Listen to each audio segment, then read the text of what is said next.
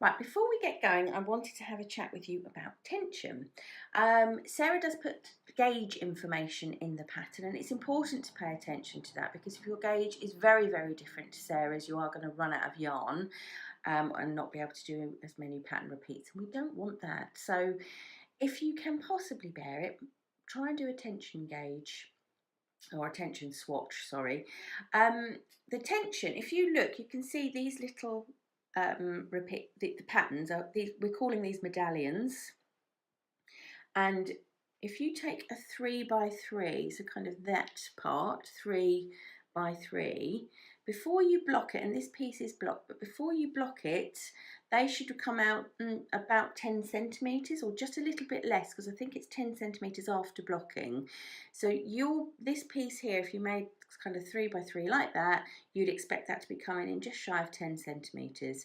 If it is hugely bigger, you could, like me, I'm going to go down a hook size. Our hook in the box is 3.5mm, and that suits most normal tension, but my tension's really loose, and I'm going to go down to a 3mm hook.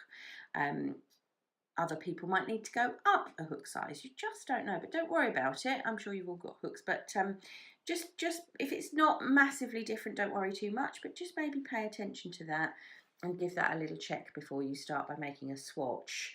Now, if you're making a swatch, you're not going to want to chain 87, which is how our pattern starts, and we start with beautiful heather colour.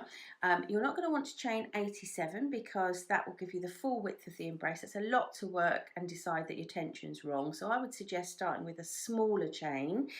Throughout these videos, I am working on with a chain which I've started at 33, and that will give you kind of 3 full medallion repeats across. So that's a potential that you could start with.